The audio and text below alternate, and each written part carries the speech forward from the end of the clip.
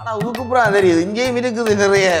விளங்கிட்டு எனக்கு விளங்கிட்டு என்ன? சீமாண்டால் தானே நீங்கள் ஐயோ, கடவுளே. இவங்கள் என்ன மனுஷர்டாப்பா. டேய், இளங்குமரன் மாதிரியான ஒரு அறிவுபூர்வமான ஆட்கள் டேய். ஒரு பாராளுமன்ற உறுப்பினரா இருந்து மாநகர சபைக்குள்ள ஒரு மாநகர சபை முதல்வரா வாராரண்டேக்க டபுள் ப்ரொமோஷன் பாத்திருப்பாங்க சில நேரம். லத்தியில போய் அள்ளுங்க போங்க. அதுதானே நான் சொல்றேன். அது சரி, என்ன உங்களுடைய பதவி ஏற்றதிலே பெரிய விளையாட்டுறவா? அதான் இல்ல, உங்களை மாதிரி ஆக்கள், சீமாண்டாக்கள், திமுகண்டாக்கள், பாஜக எல்லாம் சேர்ந்து சதி செஞ்ச வழியாத்தான். உள்ளூர் அரசியலை பற்றி ஒரு அடிப்படை அறிவும் இல்ல. நீ உள்ளூராட்சி மன்ற தேர்தலுக்கு முதல் முனிசிபாலிட்டி தேர்தலுக்கு வாக்களிச்ச நீ அன்றகுமாருக்கு வாக்களித்தான். அந்த வந்துட்டாரு. அதுதான் பிரச்சனை. அனுரகுமார சேனாய்க்கு வாக்களிச்சாக்கள் தாக்கால்.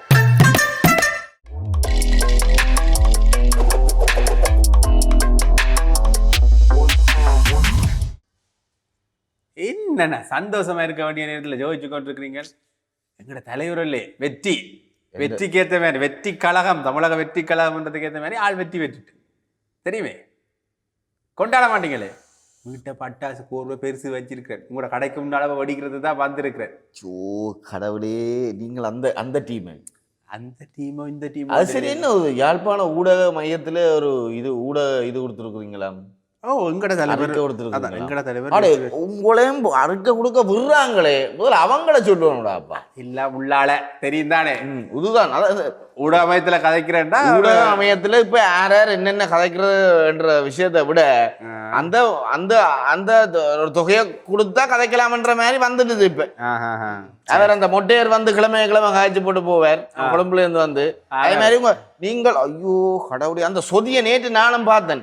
அது எங்கட தலைவர் வந்துட்டா பாட்டெல்லாம் பாடுறேன். கொண்டாடணும்னா எங்களுக்கான ஒரு தலைவர் அவர் ஊடக மையத்துல போனீங்கள். அதுக்கு ஊடக சம்பளம் தான் வெள்ளி கூத்து அங்கே கொண்டே காட்டுறீங்க. என்ன வெள்ளி கூத்தாட்டு உங்களால வின் பண்ணலுமா? 2 வின் பண்ணீங்களா? கொண்டே விட்டா தமிழ்நாட்டில் கூட வின் பண்ணலுமா? உங்களால நீ 108 எடுப்பீங்களா? அடே உண்ட ஐசி எங்கிறாடாக்கு எந்த ஐசி இங்க இருக்கு?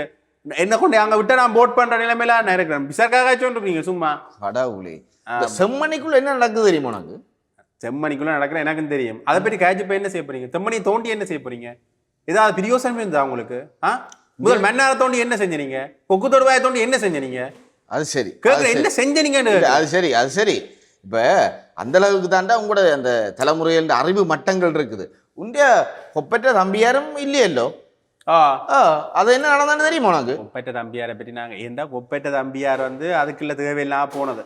அந்த இடத்துல பம்மி கொண்டு எங்களை மாதிரி இருந்திருந்தா பேசாம இருந்துங்க. நான் கேள்வி கேட்க போறேன், எதிர்க்க போறேன் போய் அக்காவை காணையில ஆட்டுக்குட்டிய காணையில பக்கத்து வீட்டு பொடியனை காணையில அந்த பையன் போய் கேட்கணும் மாட்டேங்க. அது சரி, கேட்டபடியா தானே அந்த உள்ள முழுக்கி போட்டோம். நீ விஜய்க்காக கேட்கிற மாதிரி அந்த நீ அங்க இருக்கிற விஜய்க்கு கேட்கிற. இவர் பக்கத்து வீட்டுக்காரனுக்கு என்ன நடந்தான்னு கேட்க கூடாது. அந்த சிச்சுவேஷன் பேர இந்த சிச்சுவேஷன் அதுதான்டாப்பா. அதான் உங்களை அவங்களுக்கு இப்படி சொல்றதுல புலையே இல்ல. இப்ப அது வந்து கடந்த கால இல்ல. நான் நினைச்சு கொண்டிருந்தேன் என்ன சொல்லுவாப்பா, எங்கட இலங்கையில குறிப்பா எங்கட வடக்குல கொஞ்சம் படிச்ச இளைஞர் இருக்கிறாங்க. இந்த சரிபுலைய ஊகிக்கக்கூடிய சரிபுலைய அவங்கள தீர்மானிக்கக்கூடியவங்க இருக்கிறாங்கன்னு நினைச்சது. ஆனா உதுக்குப்புறம் தெரியுது இங்கேயும் இருக்குது நிறைய. விளங்கிட்டு எனக்கு விளங்கிட்டு சீமாண்டால் தானே நீங்கள். உங்களுக்கு ஒரு வாக்கு வங்கிய உயர்வா அடுக்க தெரியாது. சும்மா எங்களை பெட்டி காய்ச்சி காசு வருதா? உங்களுக்கு காசு திரள் நிதியில இருந்து காசு வருதா? காசு வருதா? உள்ளூர் அரசியலை பற்றி ஒரு அடிப்படை அறிவும் இல்ல.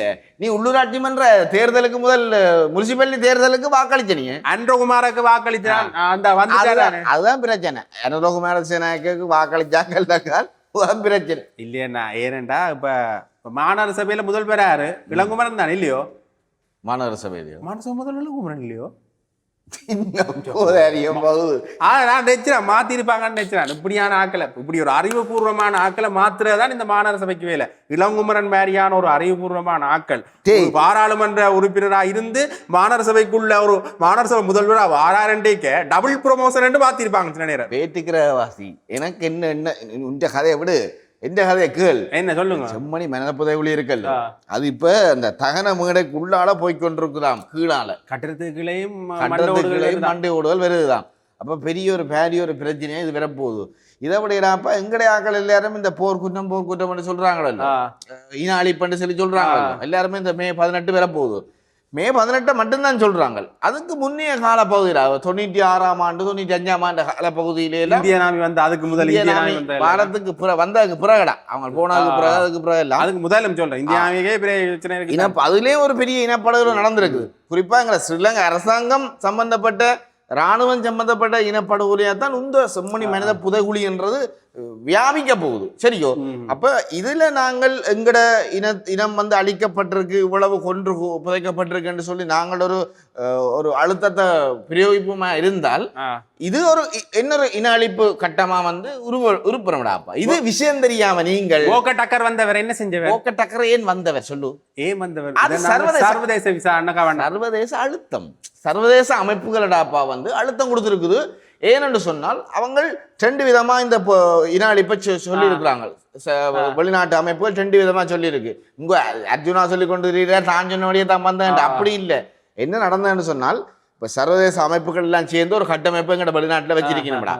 அந்த கட்டமைப்பு சொல்லி இருக்குது முள்ளிவாய்க்காலில் மட்டும் நடந்தது இன அழிப்பு இல்லை, அதுக்கு முன்னைய காலத்திலையும் இன அழிப்பு நடந்திருக்கு. இந்த செம்மணியில தோண்டப்படுறதும் ஒரு இன அழிப்புக்கான சாட்சி.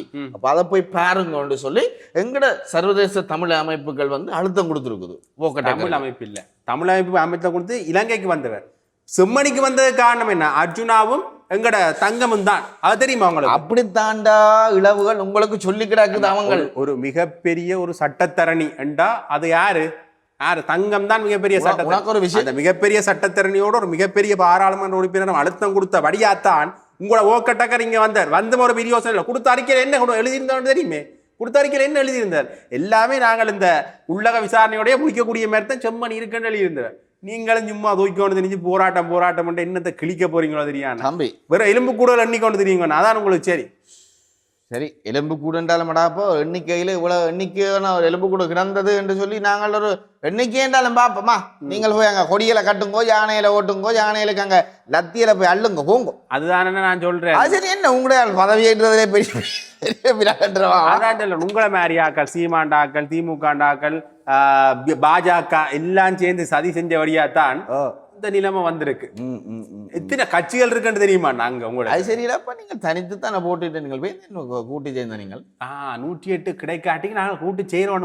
திமுக கூட்டணி இல்லையா, அதிமுக கூட்டணி அதை விடு, அது அரசியல் என்ன, அதாவது குட்டையில ஏறுற மட்டைகள், நீங்களும் குட்டையில ஏறுற மட்டைகளோ. அப்ப ஆட்சி அமைக்கல 108 வச்சோடனே நாக்கு அவளிக்கிறது தெரியுதல்லோ.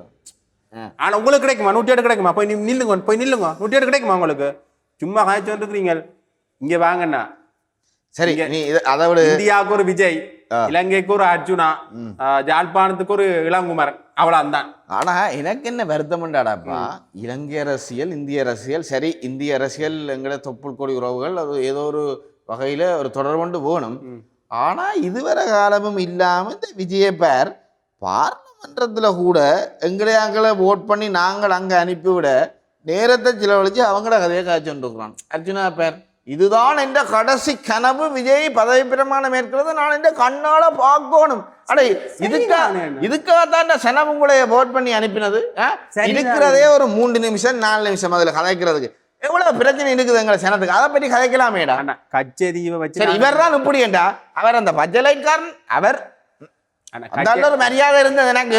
பார்லமெண்டத்துல கதைக்கிறது நீட்டா இருந்தாலும் தெளிவா கதைக்கும், எழுதி கொண்டே தெளிவா கதைக்கும். உதுக்குப்புறம் எனக்கு நம்பிக்கை, இந்த வாழ்த்து சொன்னாப்புல எனக்கு நம்பிக்கை. பாத்தீங்களா இவர அதிர்வலைகளை எங்கிற தலைவன் ஏற்படுத்தி இருக்காங்க. நீங்க வேற கச்சேரிவு வடக்கு கிழக்கு முழுசா கொடுத்துட்டு நாங்கள் இருக்கலாம், நம்பி இருக்கலாம், எல்லாம் நடக்கும். யாருக்கு? எங்கட விஜய் அண்ணாக்கு. விஜய் கச்சேரியில் வடக்கு கிழக்கு முழுக்களையும் வெளியே கொடுத்துட்டு பேயாம இருந்து நாங்க வாழ்க்கை இங்க இருந்து வாழ்ந்து உங்களுக்கு அருமதையே. சரியோ, நான் ஒரு சில விஷயங்களை சொல்றேன், நீ அதாவது அவற்ற ஆட்சி இங்க வந்தால் அதை ஏற்றுக்கொள்வியான்னு சொல்லி நீயே தீர்மானம். சரியோ, தண்ணிக்கு காசு விளக்கிலோ, நீ இந்த வீடியோ நம்ம உங்களோட வெள்ளத்துல கலவுற அதுக்கெல்லாம் காசு. சரியோ, அதை நீ ஏற்றுக்கொள்வியா? வீட்டை அடிக்கிற தண்ணி இருக்குதானே, அந்த கிணத்துல இருந்து வெளியில தண்ணி எடுக்கிறதா காசு. சரியோ, சரி. 2வது மருந்து வாங்க போவே தானே அங்கட பெரிய ஆஸ்பத்திரியை பார்த்து எவ்வளவு நீட்டா இருக்கண்டு. நீட்டா இருக்கு எரிஞ்சு போய் கிடக்கு, எரியுதோ எரியலையோ நீட்டா இருக்கு தானே. அப்ப நீ இந்திய ஆட்சிக்கு இங்க வந்தால் அங்க போய் கால் வைக்கல, அது எல்லாம் படுக்கணும். சத்தி தண்டவாடல வாசலுக்கு போவேது. அது வந்து அங்க சனங்கூட சனங்கூட இல்ல இவ்வளவு காலம் மேட் ஆட்சிட்டு வேறங்க இப்ப வேறங்க எல்லாம் சனங்கூட இல்ல Floor எல்லாம் எல்லாம் தனியார் மயம் சரியோ இப்ப மருந்தும் பில அதுவும் பில எல்லாம் பில அப்ப அதுக்கு மாதம் ஒரு 20,000-25,000 அதுக்கு வேணும் இனி படிப்பு இந்த புள்ளையர் உனக்கு பிறந்தால் சரியோ நீ கல்யாணம் முடிச்சு புள்ளையர் பிறந்தால் இந்த புள்ளையர படிப்பு செலவுக்கு நர்சரிக்கு சேர்க்கிறண்டாலே 1,00,000 ரூபாயில இருந்து தூங்கும் என்னங்கட அரசாங்க பள்ளிக்கூடம் அரசாங்க பள்ளிக்கூடம் இல்ல அவங்க ஆட்சியில அங்க கொண்டும் இல்ல எல்லாம் இருக்குது ஆனா நடக்காதங்க சரியோ அதை விடையடாப்பா அந்த வரி இந்த வரி அந்த எங்களுக்கு இருக்கிற மாதிரி அந்த சாப்பாட்டுக்கு டேக்ஸ் அது இதுன்னு சொல்லி பெருமடா சரியோ அது நீங்க இந்த திமுக ஸ்டாலின் ஆட்சியில இப்ப நீங்கள் எங்கட அண்ணா வந்தா பிறகு நீங்க ஹாஸ்பிட்டலுக்கு போனீங்கடா அங்கேயே சாப்பாட்டு பாசலை விரிச்சு நிலத்திலேயே கொட்டி அப்படியே குழைச்சு அப்படியே அடிக்கலாம் அந்த மாதிரி தான் இருக்கு சரியா நிலம் தற்கூறி இங்க ஆட்சி மாறலாம் சரியோ ஆள் மாறலாம் ஆனா அந்த கட்டமைப்பு மாத்திர கஷ்டமா